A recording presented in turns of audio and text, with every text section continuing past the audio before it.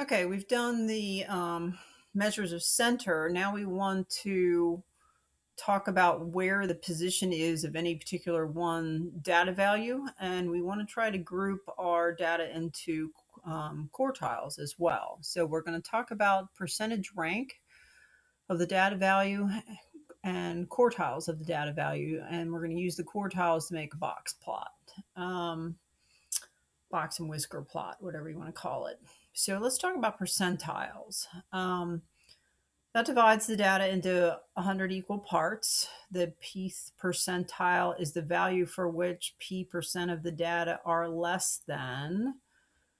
So when you're talking about, what does that mean? When you say that's a certain data value is at the percentile rank of 60%, that means below that is 60% of the data values in the data set.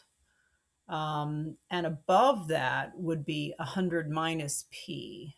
So 40% would be above the data, this one value that you're looking at. Okay.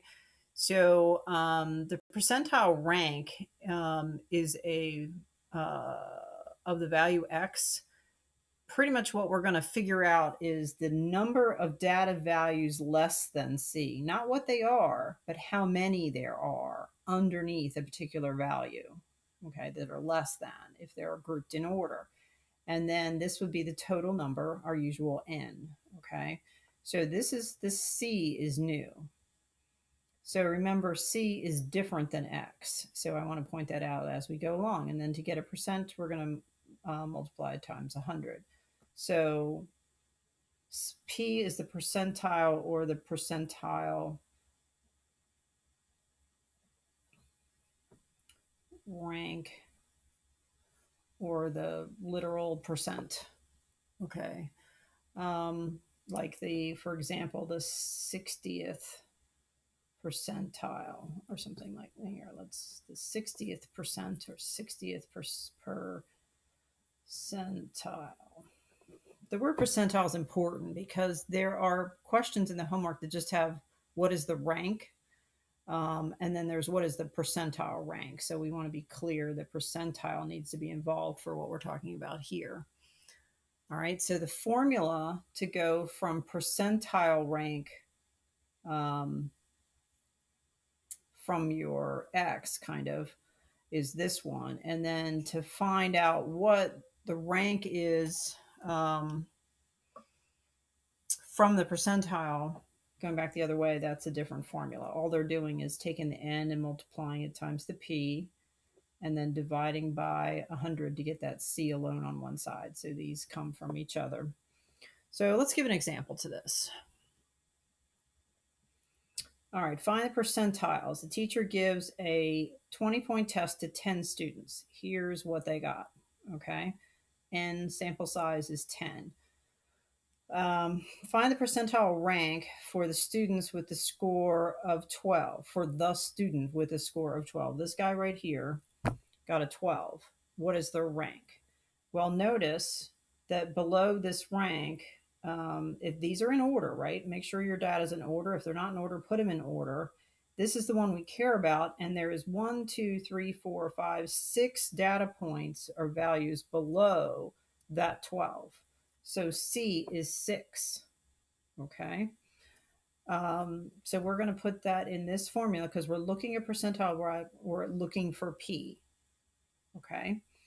This 12 is an X. So notice that that's not in the formula anywhere. That's the actual data value.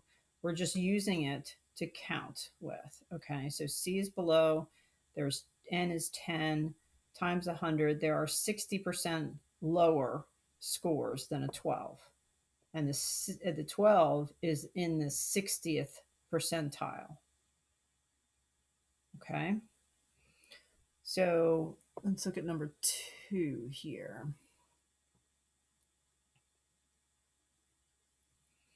Find the value corresponding to the 50th percentile using this data here.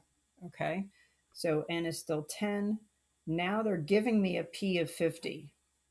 All right. So if they're giving me a P of 50 and they want to go back and find the X, find the corresponding value. Okay. So we're going to need to use to find C first to find out where it would be. Okay. So C equals N times P over 100.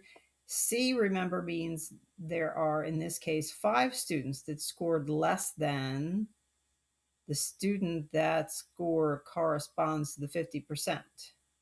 5 students. 5 students below. 1, 2, 3, 4, 5.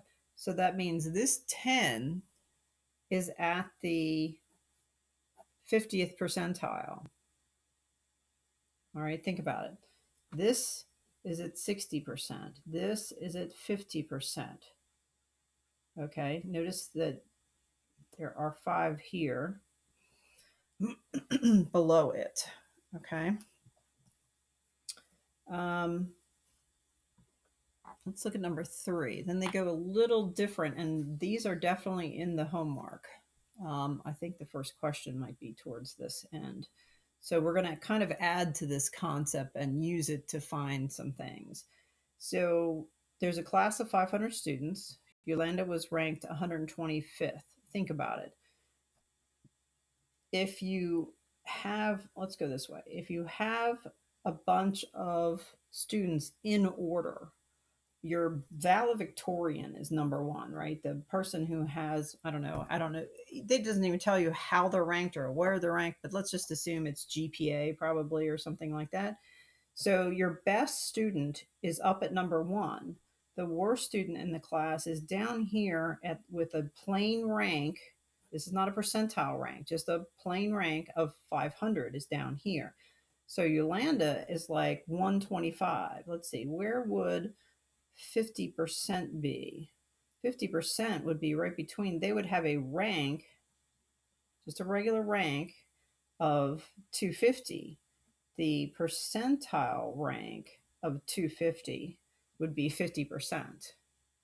Okay, so if she's 125, I mean, you can kind of guess that this would be a 75 percentile rank, but let's put that in support with numbers.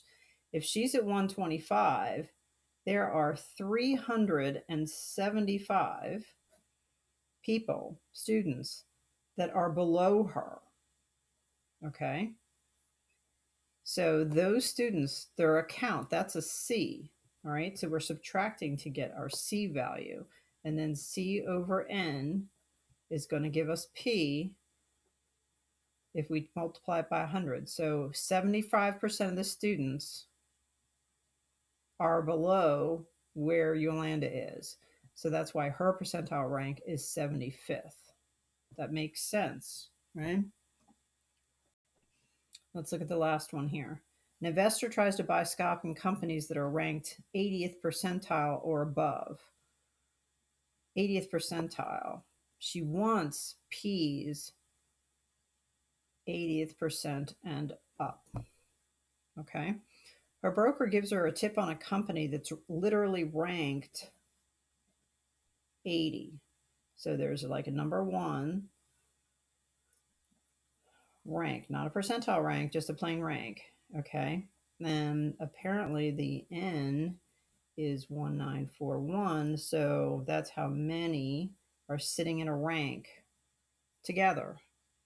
Okay. That's almost 2,000. So around a rank of 1,000 is your 50th percentile. She's looking for ones that are 80th percentile and up. Okay, that's what she's looking for. Her broker gives her a tip on a company that is literally ranked 80. Well, 80 on up in here. So I don't know where 80% is, but 80, if this is 1,000, then this is 500. 80 is pretty good. 80 is up here somewhere in the ranking. Okay, I need to find its percent. It definitely looks like this is a yes. I can tell by my little drawing already, but let's back that up with some data. So if we have a total We need to find C from that. So if you subtract the rankings, remember this is the last guy. You subtract the 80 that we want to get how many are under, how many stocks are under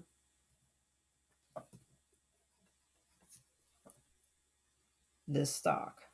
So there are 8,861 stocks below the 80, the rank, the stock that had the rank of 80. Okay, that's a C. All right, so we had 1861 over N, which was 941, and that comes out to 0.95878, etc. So times 100 to get my P of, rounded to the whole number, is 96 percentile. So an 80 is really close to being, that's certainly awesome, right? So at a percentage of 96, that's over 80. So yes, she would want this. Okay.